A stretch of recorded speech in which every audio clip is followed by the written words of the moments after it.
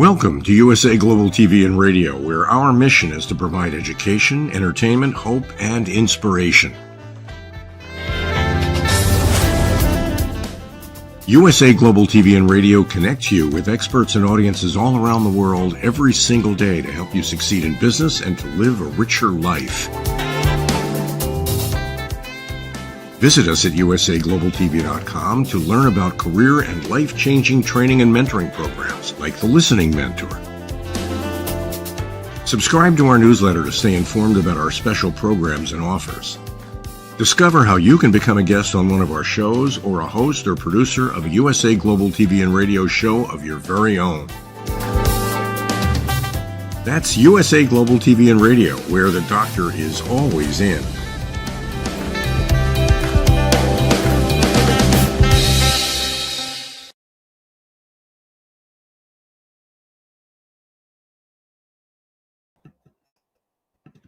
Hello, everyone. Welcome to USA Global TV and Radio. Today's show is the Planet Earth Show. I'm Dr. Jacalyn-Kerbeck, and it's an absolute pleasure to have you wherever you're joining us from in the U.S. and outside around the world.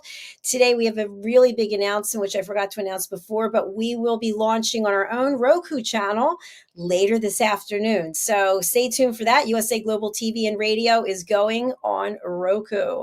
So today we're going to be talking all about something near and dear to me, which is the iguana. I'm actually laughing because they're not really near and dear, but I see them on a regular basis. And here to join me for that conversation is my dear friend and the star of our show, Mr. Roland-Friedl. Let's welcome him. Hello. Hello to Jacalyn. Hello, and hello to our audience. It's nice to see you again for our second show today. And for people who just missed it, it's Your Healthy Lifestyle and now Planet Earth. So usually we're alternating these two shows, and this would be the Mallorca connection. So thank you for indulging me as we talk all about iguanas today. Yeah, interesting. I remember when I went to see my friends in Florida, actually south of Miami, I saw plenty of them. Yeah, absolutely. You know, it's amazing because when I first started coming to Florida, which was about 40 years ago, I used to see these small things that were lizards. They were small. Yeah. They run very quickly. And a lot of them had that little curly tail. And now what I'm seeing more and more of are these giant iguanas. So an iguana is a member of the reptile family. And here in South Florida, my understanding is that most of the iguanas we have are not indigenous to this area. They've been brought here by people, or they jumped on ships, or I don't know. They got a ticket and said, hey, man, I'm getting out of here. I'm going to Florida. Yeah. Get out of Mexico. Exactly. But they're not just living here. In fact, yesterday I watched a show. I told you backstage, I watched a show about Africa, and I saw these enormous iguanas, and they were interacting with seals and crabs and lizards. It was actually kind of cool. What's your experience with iguanas? Well, as I said, I saw many of them in Miami, south of Miami. When I visited my friends, we have been canoeing around in all these canals. I don't know, they're swimming, they're jumping, they're climbing, they're running quite fast. I saw them there. I know them from South America. I know them from the Galapagos Islands, from Ecuador, from Middle America. I know them from Mexico. And I was really surprised when I saw them. Actually, it was 9 or 10 years ago when I was last time in Florida, and I saw them running around, swimming around. But you know, they're lovely creatures. I mean, they don't kill you, they don't bite because they're plant eaters. I had some meetings, really scary meetings in Indonesia. There's a kind of reptile, but it's a huge size. But they are meat eater, and they have really sharp teeth, so they run fast. The iguanas. They're brilliant. I mean, they're quite large. I guess they're going to be 6.5 feet long or something like that, feet long. But they're plant eaters. But yeah, I saw many of them in South Miami. I remember this, and I was really curious because I know them from South America or Middle America. Yeah, absolutely. I remember our family went on a family vacation, I think to Puerto Rico, and we were staying in a very nice resort there. And to get out to the beach, you had to go down this long pathway. And I actually found the pictures. I hope I can get them uploaded. But you couldn't even walk on the pathway without encountering a huge iguana. I mean, these things were big and they weren't going anywhere. I mean, just by looking at them, they remind me of dinosaurs. They're very intimidating looking. Yeah. But Roland, what I think is interesting is that people have, for years, decades probably, decided they wanted to have an iguana as a pet. And I think what they lose fact or what they lose sight of is that they start at one size and they end up being very large. And when you have them in your house, they can start to burrow and dig underneath and cause all kinds of havoc. Yeah. Then people let free in the wild and then run around. Man, I've been living in Mallorca for many years. The same came people from South America, because we have a lot of people from South America in Spain. They can come here for free. And they brought so many animals from there, and they had no enemies here on the island. They killed everything. But as I said, they're blind. I love them because they're always lying in the sun. They're sunbathing. They're beautiful creatures. And as I said, they look like dinosaurs, so maybe they're very, very, very old, and their ancestors have seen things that we can't imagine. Yeah, for sure. And we're going to be showing a number of photographs that I personally have of iguanas. And what I want to share with you is that I've done a lot of research. And part of the reason was that where I live, the iguanas were showing up more and more frequently. And it's kind of intimidating when you see this 6.5-foot thing and it's not by itself. So at one point, we had about 12 iguanas on our roof. And we don't live in some huge mansion where, they're all spread out there, or like all in the same area. So here's one of the pictures that I want to show. The iguana was actually, they're the blinds that we have. And I opened them just to see it. And I got down like floor level and I was looking at it and I was talking to it. And I said, hey, man, I really wish you weren't here. I wish you would go somewhere else. But Roland, what most people don't know is, see the thing on the side of its head? Yep. That's a third eye. And that third eye, it actually senses movement and light, and it allows the iguana to anticipate birds that might be coming and swooping down. So the third eye actually detects danger, which is kind of cool. What do you think about what you see there in that picture? Yeah, I was wondering what it is, but when you look closer and clear, it looks like an eye, or like a sensor. Yeah. Absolutely. Now notice on the back of the iguana, see those orange things, and see in the front the green things. Like a rooster. Yeah, exactly. And then notice its body. It looks very scaly, like a snake. Yeah. It's pretty cool, right? Yeah, I love the creature. It looks so amazing, and it reminds me of Jurassic Park, the Spielberg movie. Yeah, it does. Now this is the same one.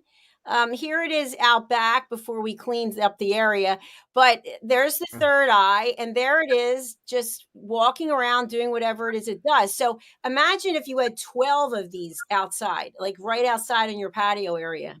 How would you feel? Are they very noisy? They're not very noisy, but what they do is they jump around. So here where we are, we have hedges, and they'll come from the tree next door. They'll drop down from the tree, go onto the hedge, one hedge to the other hedge, up onto the roof. And then they use the roof as sort of a super highway to get to the front of the house. They go across the trellis, down the palm tree, and over across the street. It's just like street jumpers, there's this young street jumpers. Yes, exactly. It's incredible. And then I thought this was a really cool picture. Are they coming into the house too, or to do shy? Well, I know that they're not shy, because if they come into the house, Roland, you will not see me anymore. You'll be like, where did she go? She disappeared. But they do require sunlight. And so notice how this is sitting on top of the hedge I was telling you about. And it's kind of basking there to get the sun. The sun's really important. And iguanas need to have UV light so that they can maintain their health. So they're entitled to it, right? Just like we are. Yeah, absolutely. Yeah. I want to go to another one. This is a different one. See how it blends in there to the hedge. Yeah, absolutely. So but they're not changing the colors, no, like a chameleon does. I think that they can change their colors. This one, I don't see a third eye on it. Maybe that's it right there at the bottom. But from my understanding, whether they're the females are able to carry, I'm going to throw out a number. I want to say 72 eggs. Yeah, But I wrote it between 20 and 70 eggs, so they can multiply quite fast. yeah, but only a few of them live, like a handful. Okay. Yeah. So when you look at them, do you think that they're beautiful, or how do you feel? I like them. They're beautiful. Yeah. They're beautiful. Here's You, another one. yeah. Now, You know, see how Dr. Jacalyn, the comb on the back, is this sticky or is it soft?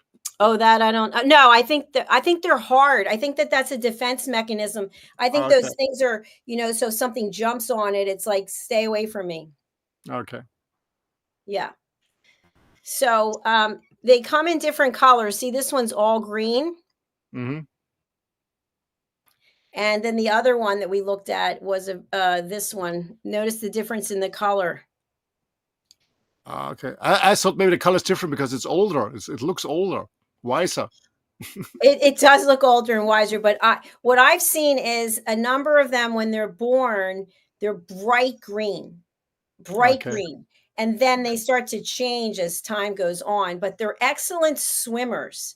Yeah. So they like to go into pools, and I know in the Miami area and people who are on the bay, they had a lot of problems with iguanas because they were coming and digging up the outdoor space and causing all kinds of damage, but they can stay underwater for a certain amount of time as well. I read from 28 minutes to 4 hours, so I'm not really sure which it Oh is. my gosh, that's long. Yeah. Do you have a lot of excrements of them in your garden? Just curious. A lot of oh yes.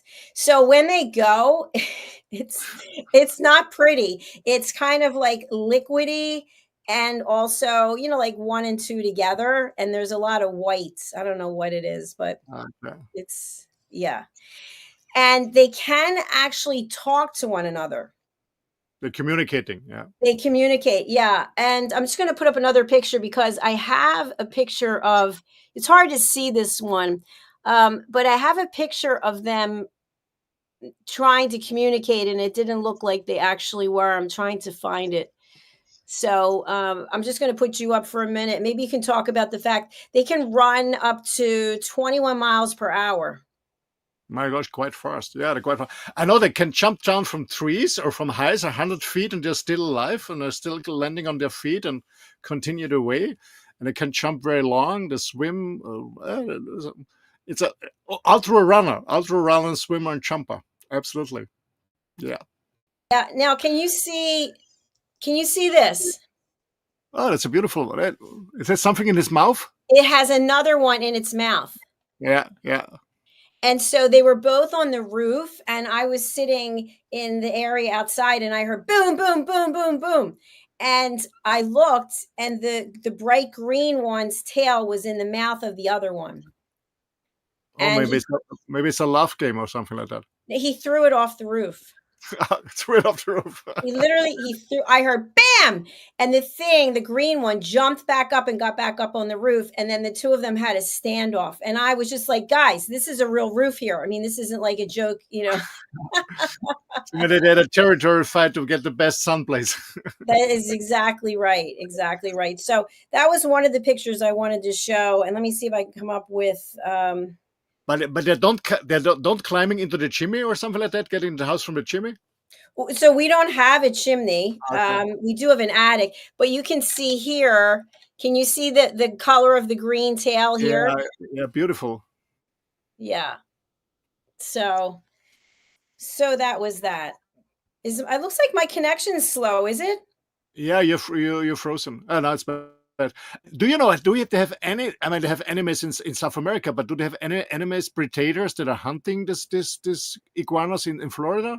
Yes, they definitely do. There are birds that hunt them. That's why they have to have that third eye so that they can detect if they're there.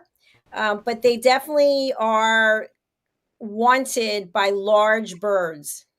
Okay, large crows. And I guess the crocodiles or the alligators, maybe. Alligators, maybe snakes as well. Yeah. So, some of the other things I just wanted to share with you are that they can lose their tails. Yeah, I know that. Like the small lizard, they lose it and then it grows again.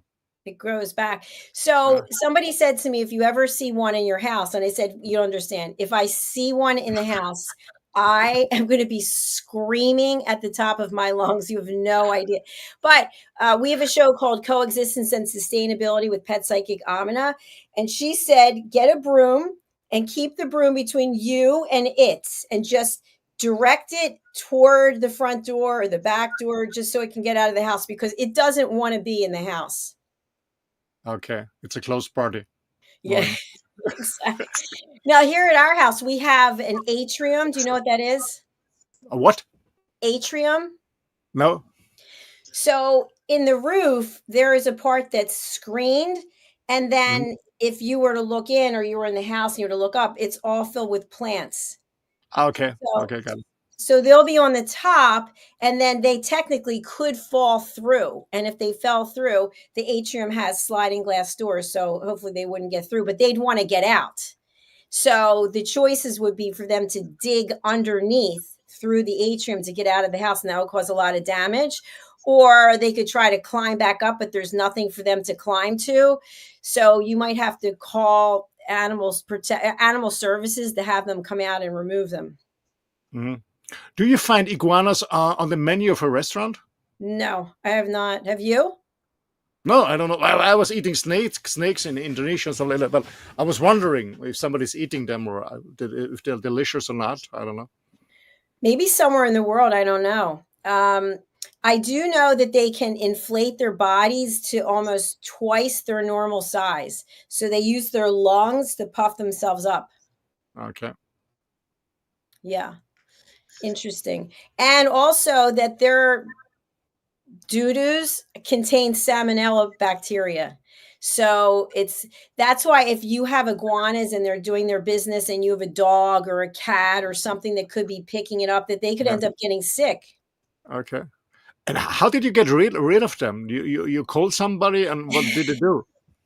So, so I actually just went on Google and I put in iguanas, South Florida, and I found this guy, the iguana master or maestro, I forget whichever it is. And to be honest with you, they do take them out. They're considered to be nuisances here in South Florida because they destroy property. So you are allowed to have them taken out. And I thought, oh, maybe they pick them up and they transport them somewhere, but they don't. They actually use I guess it's a BB, and they hit them in the eye, and then that's the end. Okay. So Okay. only because they are considered to be a nuisance, they have destroyed part of our roof. Hmm. But they are quite beautiful. Yeah, absolutely. Are there any protection systems? I don't know, like things that smell badly for them, so they don't go into the property, or any. What can you do? Well, one thing that we were told is that they don't like the vision of themselves. They don't like to see their image. So you should hang up little CDs, silver CDs. So I had them hanging all over the place. And then I had these mirror balls hanging. So you would go out front and be like, whoa, I'm in a disco. And I would take it and shine it right on them. So it was right in their face. Nothing. Didn't do a single thing. Okay. So I would say they're definitely, when I look at this picture, it's really amazing. And imagine, as I told you, I was down on my knee. I was looking at it eye to eye. Yeah. And It looks friendly. it does look friendly. And I did say to him, I said, listen, there's not a place for you here. You're going to have to go or it's not going to work out too well for you. So I'm giving you some advance notice. I really said that, but he didn't listen. And unfortunately, he's not with us anymore. Yeah. So, but what do you think about the dinosaurs? Would you have liked to have been alive back then? Well, I don't know, but I think that during the age of the dinosaurs, there haven't been any human beings around, except in Disney. Yeah, or Jurassic Park.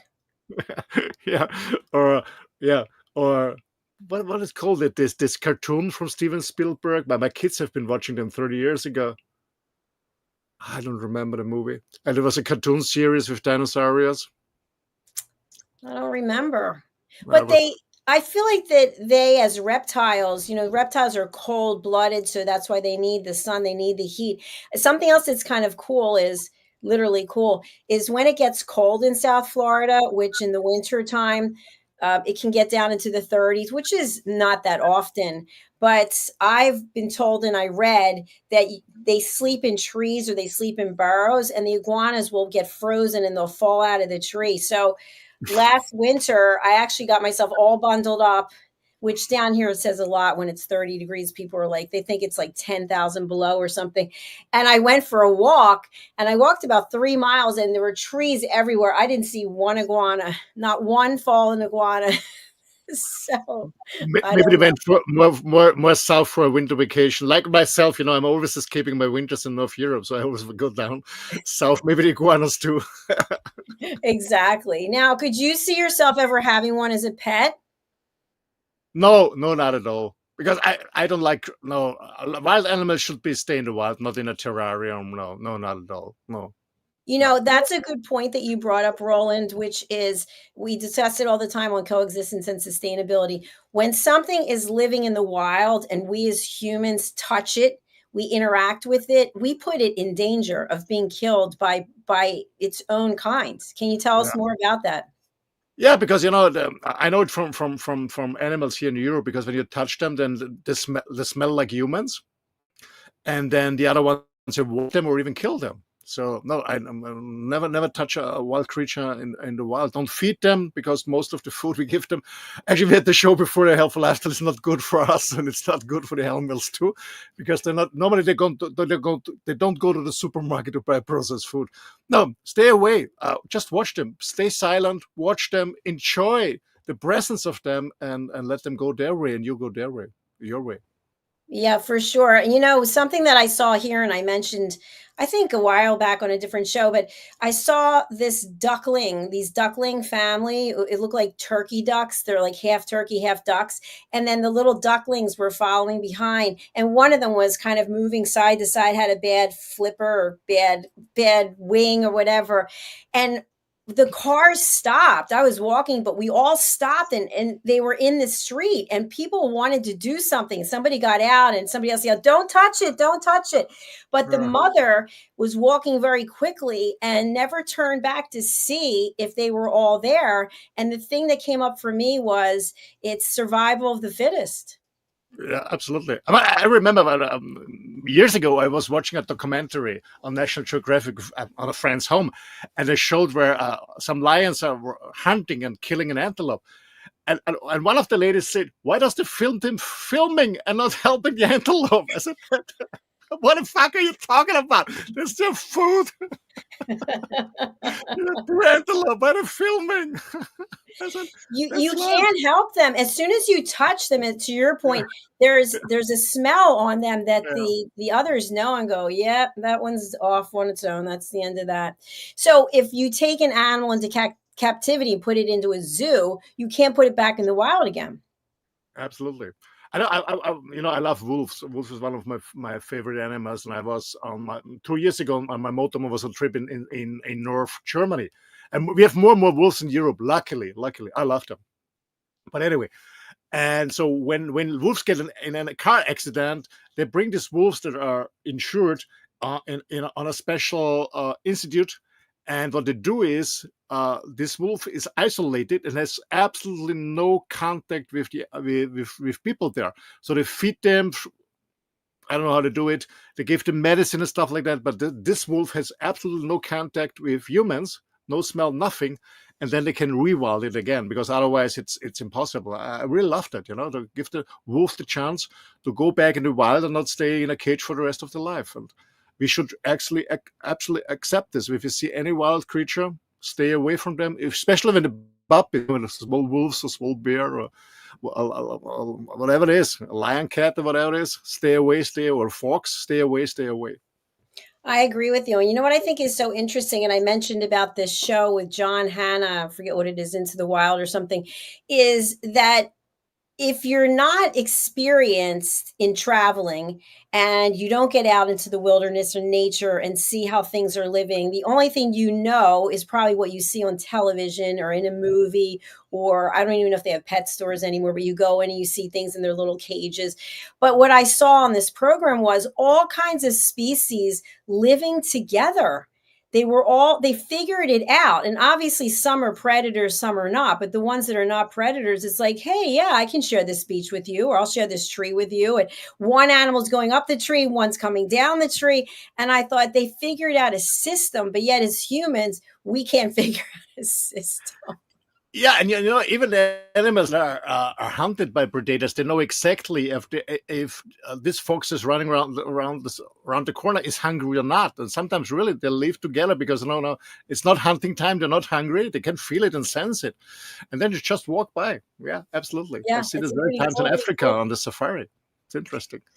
Yeah, the show yesterday about Africa, there was one male, and you know what? I hate to say this. I don't know if you call the male and female the same, but a baboon.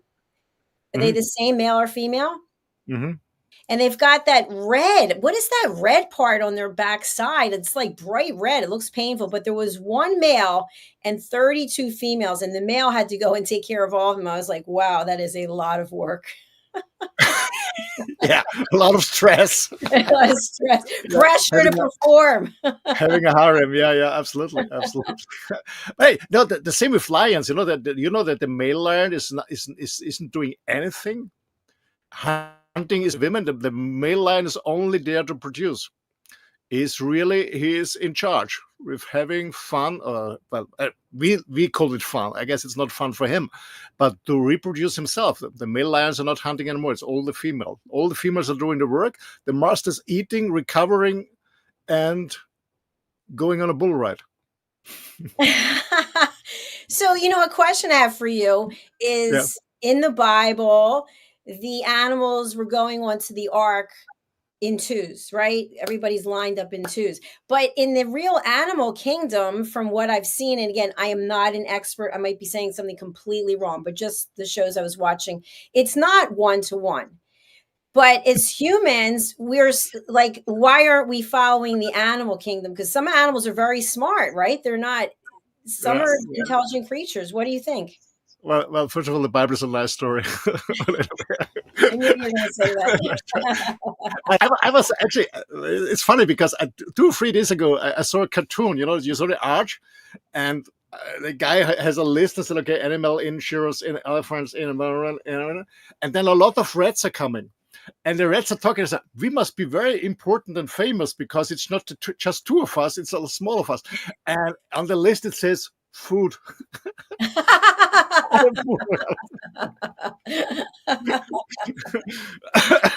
Sorry. It is very interesting about the animal kingdom and the unwritten or unspoken rules, but they understand what they are. Yeah, and it's not a kingdom, but I always compare it from the forest here in my home country, where there are wolves, bears, deers, and actually there is no king, there is no ruler, there's no saying you're doing this, you're doing that.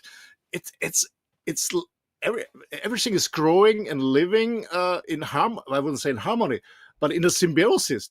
There's no saying I'm the boss and everybody has to follow me. No, it's not. It's not. It's what Disney said. What Disney said. I remember, when I was, by the way, with Disney, when I was a small kid, this movie, I don't know what's in English called Bambi. This small deer. Bambi? Yeah, the baby deer, Bambi. In German, we call it, the movie is called Bambi. It's a movie it's a cartoon from, I guess it's from the 60s. Yeah, I guess from the 60s. And I actually read it. The rabbit was my famous one. It was so cute. And it was a total misinformation. Because we have been told in this movie that the male one is a roe deer, and the female one is a deer, but it's not true. A deer and a roe deer are 2 different animals. Absolutely. But I learned this. I always thought this, and then in school I learned, no, that's a mistake. It's not true. Disney is wrong. It's 2 different animals. A roe deer and a deer are 2 different animals. It's interesting. A road, ROAD, road? ROE. A roe, ROE. This is the huge one with the huge horn, and then a deer is a small one with a small horn. Yeah. Is it DOE, doe, a deer, a female deer? No, D-E-E-R. D-E-E-R. deer. D-E-E-R. Yeah, deer. Okay. Yeah. The two different creatures, but anyway. No, but well, the point is there's no kingdom. I mean, that's it's a human fantasy. No, animals live in a symbiosis. Of course, some is killing the other. That's nature because it's food. Yeah, that's okay. But there's no king and says, "Hey, I'm the ruler." I've never seen this. Now, what about the queen bee? We've done a number of shows on the queen bee on coexistence and Yeah, that's true. sustainability. The other bees are serving the bee. Yeah, that's true. Yeah, that's They're true. protecting her. So the safest time to be around bees is when they're swarming her and they're all traveling. Yeah, that's true. And you know, there what's this called? This green insect. Well, she's eating or killing the man, or even eating the husband after they came together. Is it a praying mantis? Yeah, I think so. Yeah. Yeah. How That's do you rude. like that one, honey? That's rude, ladies. That's really rude, ladies.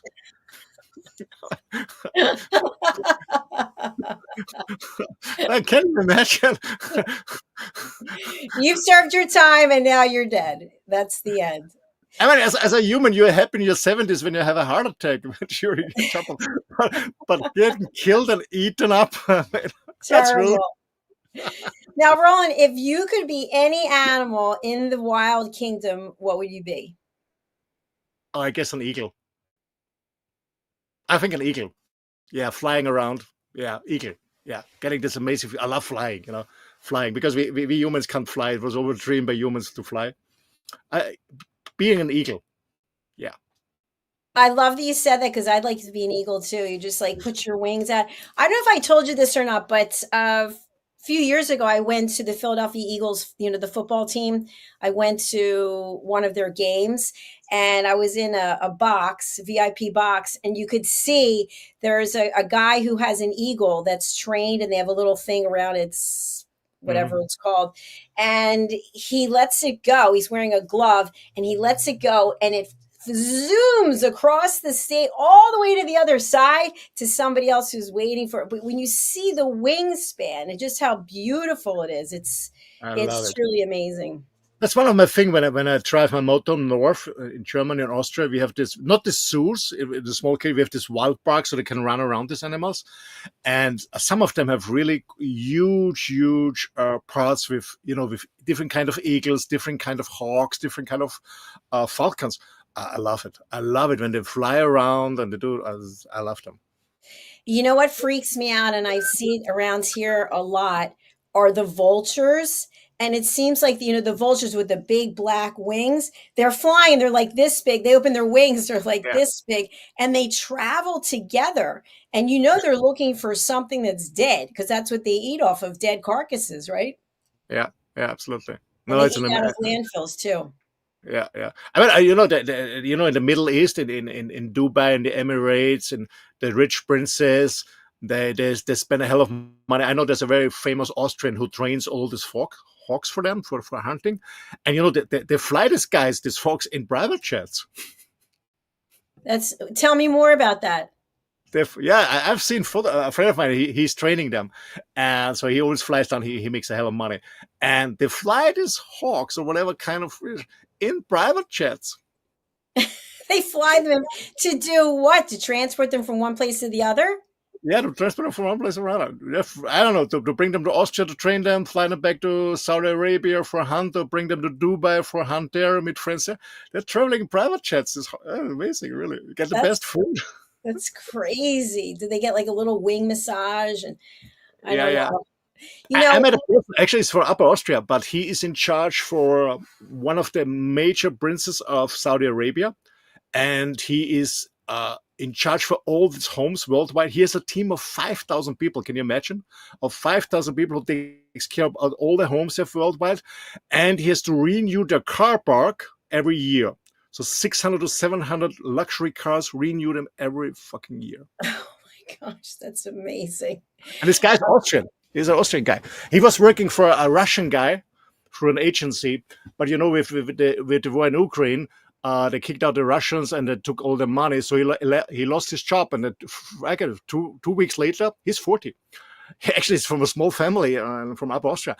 He's 40. And then the agent called him and said, hey, we have a prince, you want to go? And he's now in charge for 5,000 people and taking care about all the buildings, all the car parks. It's crazy. We should get him on the show. One thing I noticed about large birds, falcons, etc., not eagles, obviously, but I noticed in different places I've traveled, when you go for fine dining, they've tried in different places to put something so that the birds, the pigeons, etc., they can't get into your food. But now they've hired people who bring in these large birds, and just the bird being there, the presence of the bird, scares the other birds away. Yeah, we have the same here in the airports. They fly with hawks around, so they'll bring away all the other birds, because we all know from Sally from Sellenbury, who landed the airplane in the Hudson River. They had a crash with, I don't know, with some birds. So yeah, we use them also in airports.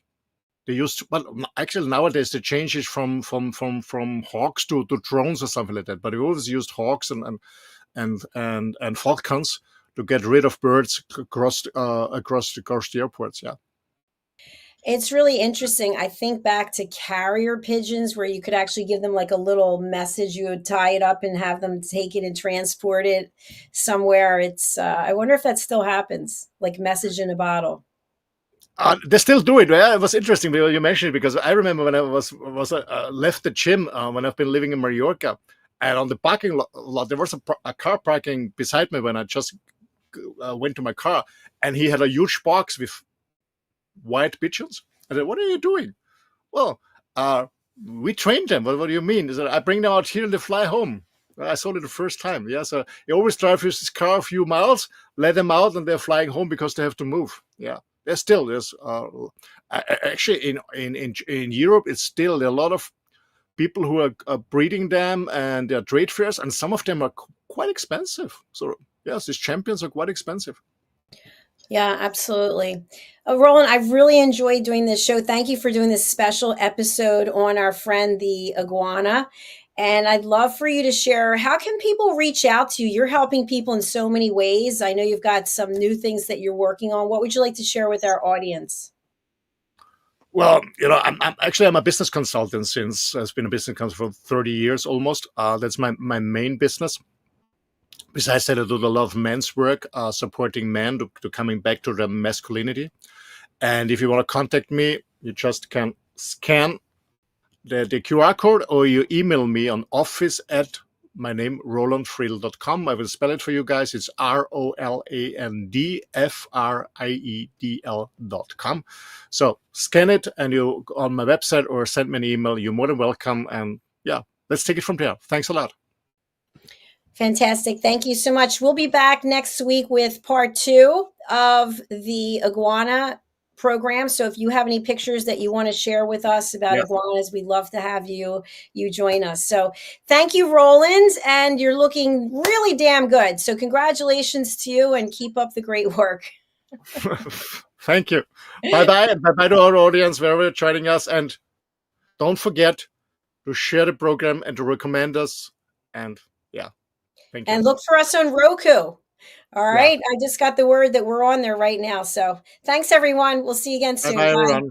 Bye.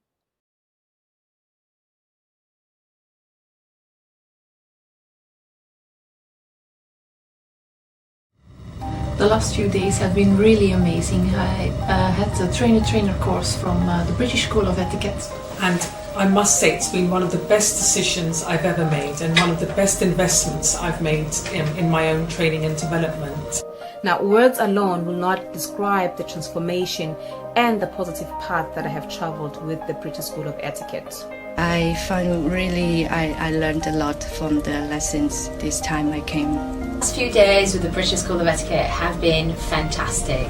And what I've learned now is really beyond my expectations. This is the most rewarding experience and the best investment I have made this year. It was just great. I learned so much, and when I go back to Belgium, I will incorporate a lot of it into my day-to-day life and business. It's been absolutely wonderful for the whole week that we were here. I feel transformed, and I feel like blowing a trumpet and tell people, come and do this school. This class is the best. This is the best school ever. You should take it. It will change your life immediately. I am now able to teach other people how to bring the best of them. Thank you. Thank you, BSc. Thank you. Thank you so much. Thank you.